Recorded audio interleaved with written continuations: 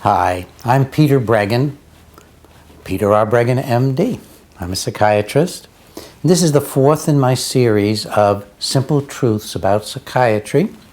And the topic today is going to be the patient who is psychotic and gets labeled schizophrenic, and what would really most effectively help that individual.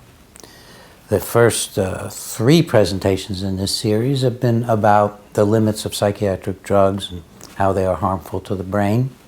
And I think it's time to take a little break from that and look at how do we help, without using drugs, some of the most very upset people. And then my next presentation, following this one, will be on helping the person who's so depressed that he or she is suicidal. So we'll just really confront these issues directly. I got started in psychiatry when I was 18 years old. I was a freshman at Harvard College, planning to go on and probably major, well, I was majoring in American history and literature and thinking maybe I'd be a professor in the future years. And a friend of mine invited me to volunteer at Metropolitan State Hospital. It was 1954. We went out to the hospital, which sat, as so many of them do, like a medieval fortress on the top of a hill outside of a town. And when we entered the hospital, my immediate impression from the stench, from the dilapidated conditions, from the bent over and humiliated patients, was my Uncle Dutch's descriptions of liberating an extermination camp toward the end of World War II. It profoundly affected me. Now, I don't know why, but spontaneously, I felt that if I had been in those conditions, living like that, confined like that, abused and deprived and lonely, that I wouldn't be able to keep my sanity. And as I would visit with the patients, and I can't exactly tell you why, I never had a sense that, oh, you're different from me, you're defective, I'm not. I always had a sense of, there, but for the grace of God go I. That this could happen to anyone. That life could break anyone emotionally, was my sense of it. And certainly I thought at that time, at the age of 18, that I was not invulnerable. Well, I ended up leading this program. Even wrote a book about it, my first book, and lecturing about the program. So I got really involved as just a young boy, really, in this whole field of mental health. And I went to the superintendent and I said that, we've got like a dozen of us and we want to do more than just visit with the patients and take them on trips and clean the wards and have parties and stuff. We think that it would be really helpful if each of us had our own patient that we visited every week during the school year. And we have this lovely social worker who's willing to supervise us, and that won't take but an hour or two of his time a week to supervise us. The principal. It's an interesting slip because it's a bit like being in school, I guess, only the worst parts of school. The superintendent of the hospital got mad at me about this. But eventually he realized that if we left his hospital and went to another hospital, that we were actually the best thing that had happened in a long time. We were already getting good publicity for the hospital. So he gave a group of us, about 12 as I recall, each our own patient that we could work with. And they gave us patients who were so bad off that they thought we couldn't hurt them, patients they expected to spend the rest of their lives in the hospital. And I describe this scene of the hospital and the outcome in the opening chapter of Toxic Psychiatry. We got all but 3 of the patients out of the hospital. And over a follow-up period, only 2 or 3 came back. So I learned right away that the psychiatric treatments were doing more harm than good.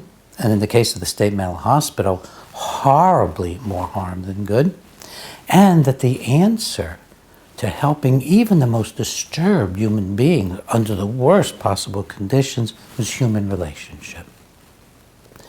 And again, I can't tell you exactly why, But from the start, it looked to me like it was about love. It was about people caring for each other. So back in the 50s, I was already writing about love as healing.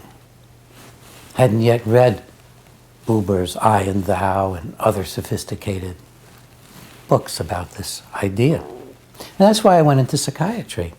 But psychiatry was changing because at the same time the drugs came in. Thorazine, the first of the really heavy lobotomizing drugs. And psychiatry moved so strongly in the drug direction that there was no room. By the time I graduated medical school and started in psychiatry, there was no room anymore for a psychological or a social psychiatry because we were on the way to the psychiatry of today, which is I'll diagnose you and drug you and send you home, and maybe a social worker will talk to you along the way, maybe. Excuse me. So by the time I finished and went into private practice, I knew that psychiatry had gone in one direction and I was going in a psychological and social direction for helping people. Now, let's look at the most serious kind of a problem. The person who becomes really, really crazy. Let's say it's a 16-year-old girl. And abruptly, after a period of shyness usually, and a feeling somewhat withdrawn, and being a little maybe different than other kids, this young woman begins to hallucinate. She begins to hear voices blaming her for things, voices persecuting her, voices talking mean to her. She begins to think that she's somebody who's very special and is somehow the center of a great deal of activity by other people, that people are maybe conspiring against her. Her mother and father are working with the CIA or with some other organization. If she gets disturbed enough, at some point she might think that maybe she saw for a minute that her father had a tail or that her mother had horns. And she's frightened out of her mind. Well, what's going on here? It's not as complicated as it may seem. What's going on is that the social connections, the social fabric of this person's life has begun to tear apart. When people are functioning normally, we're very creative. We can do all kinds of varieties of things and people look really different. But when people are breaking down, you get a lower common denominator and things begin to look more similar from person to person. And so the person who is psychotic has hallucinations or delusions, and their thoughts can be very strange and not make any sense. And they're also helpless. And they're usually, in the case of somebody who's going to end up with a diagnosis of schizophrenia, I don't use those diagnoses, but they're there. That person's been shy and withdrawn, and you see a process taking place. The process is one of no longer trusting people. So where do you go when you're so frightened and usually so ashamed of yourself? Usually a lot of shame involved. And what do you do when you're so ashamed of yourself and you're so frightened that you don't believe anybody could care for you, you don't believe anybody could trust you, you don't trust anybody? Where do you go? Well, if you're the sort of creative, imaginative person who's going to get labeled schizophrenic, you go into what looks like very bad metaphors, broken poetry, and nightmarish, literally nightmarish kinds of experiences. And rarely are they comforting.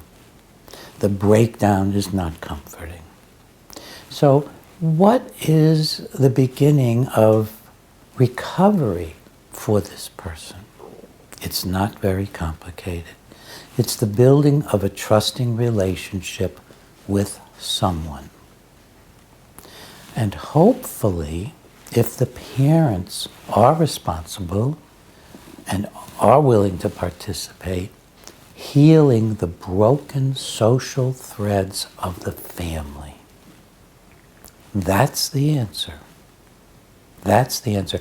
Without even worrying about why one person becomes very disturbed and another doesn't, and how much is the mother to blame or the parents to blame, and Why does the social fabric unravel? Without even worrying about that, we do know what heals, and the family heals. And a caring therapy relationship can heal. Surprisingly, one of the most astonishingly effective moments in therapy is the first session with a young person who's not heavily drugged, hopefully not drugged at all, who's just brought in and who's very, very crazy. And you sit with that person quietly and reassure them. I start out by saying, it's safe for you to tell me anything you want because I never lock up people against their will. And I know that I heard that there was a threat that you might get locked up, and say, I don't do that. And I don't give drugs when people have a lot of emotional upset. I mean, you could tell me the most frightening thing possible. I'm not going to give you psychiatric drugs. So it's just safe. We can just talk. And I can see some of the fear melt when the person begins to think that maybe I actually care about their feelings and I want to have a safe space with them. I want to create a caring place where I give off an aura of healing, an aura of caring, an aura of empathy, because I'm actually feeling it. It doesn't fake very well, believe me.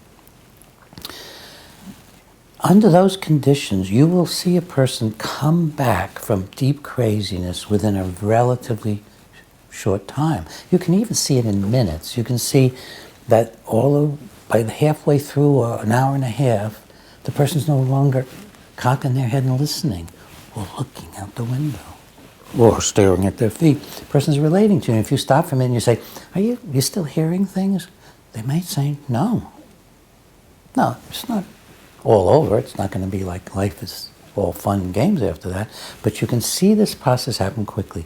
Now, if you've got mom and dad there, and maybe grandma, maybe somebody else out, from the family or friend, out in the waiting room, and then you bring in everybody, and you talk to them about how you want to help heal their relationships. It's not going to be a blaming of who did what to whom. It's not going to do that. We're going to talk about how do we relate to each other in a loving way, and I'll use the word loving. I know most people can go to psychiatrists for 10 years and never hear the word, but I think it's the key word. How are we going to communicate in a supportive, caring, and loving manner? And maybe as a start, just respectfully. So, let's don't do that disrespectful stuff. I know you're all upset, but let's try another approach. And if the family, the parents are willing to respond to that, you can help a person in a matter of weeks, not even months or years. You can help somebody who had a breakdown in the summer go back to school in the fall. Now, this is not some new news. This is not a great therapist in action kind of business. In fact, if you're going to be a good therapist, you have to give up being a great therapist, and you have to think of your clients and patients as having greatness. They're supposed to be the ones that walk out feeling great, not you.